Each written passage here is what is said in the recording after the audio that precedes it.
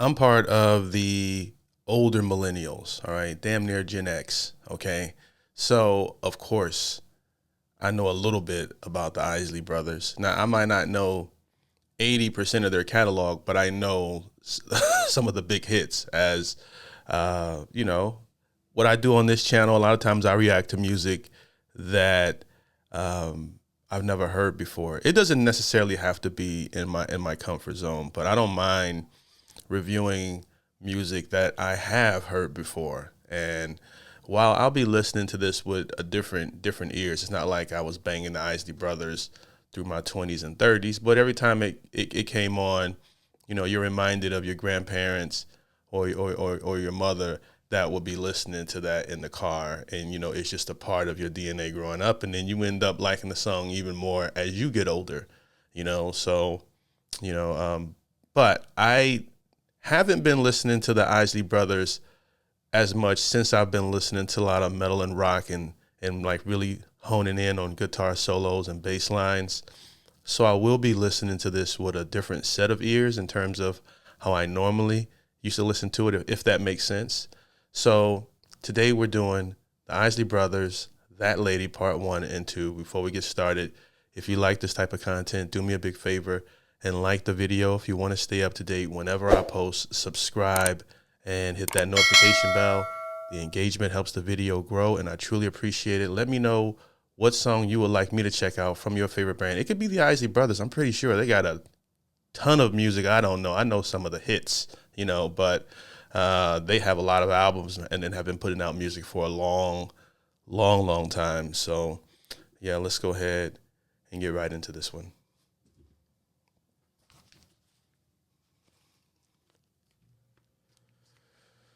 All right, let's go.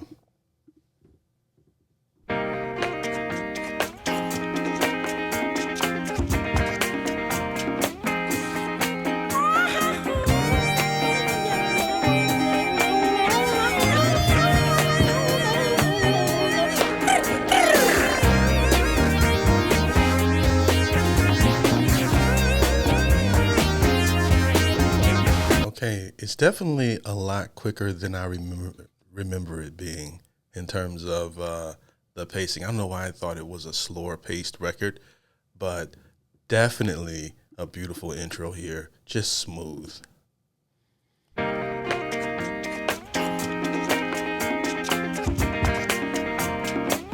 Yeah, I think it's been years since I've heard this.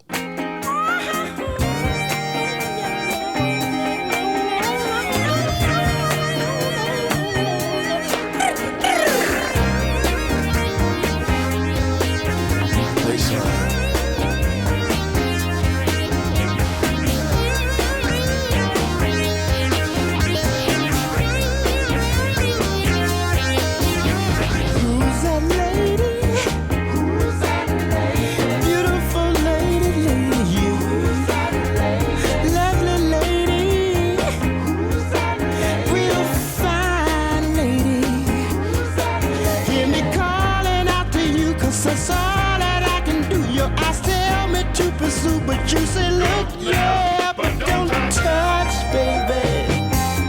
No, don't touch. Who's that lady? And then as I'm listening to the chorus, the Who's That Lady chorus here, I think that they use this a lot in commercials, film, things of that nature. This is one of their records that was used a lot in marketing because the hook for this is just that catchy, and it can be used in a lot of things, but you always love the sound of Ron's voice. It's just unique. It's one of a kind, and you know it as soon as you hear it. No, don't touch. Who's that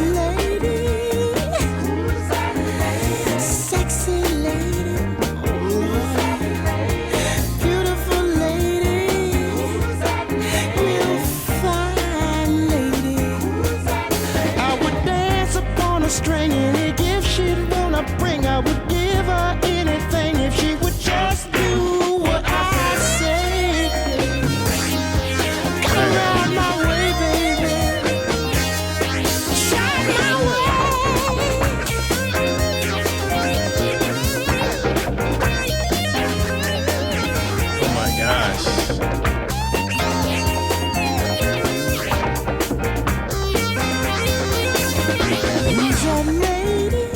I probably can honestly say I've never actually sat down and listened. I mean, actually listened to the record, right? Because as I'm hearing the style of the guitar, the bass, the drums, and as many rock bands, metal bands, and that I've reacted to, like when it comes to this sound, I don't get a lot of requests for black bands on this channel, but it's a completely different sound and a completely different way of the way they're doing the way they play their bass, the way they play the guitar, the vibe, and listening to it now and comparing the different, cultures. And I know each one inspires the other. That's the reason why I said that, in terms of, you can tell the difference between like a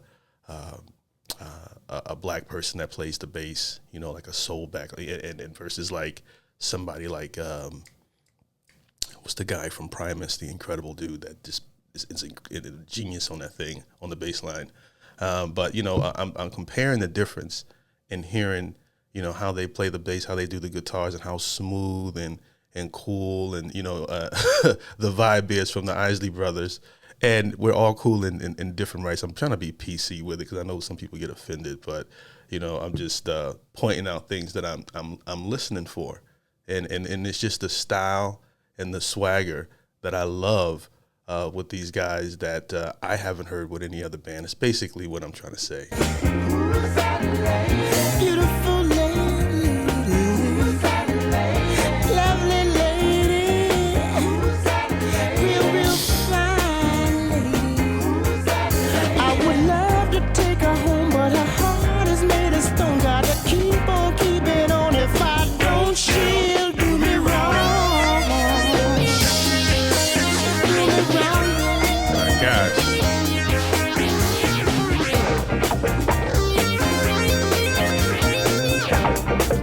Lovely.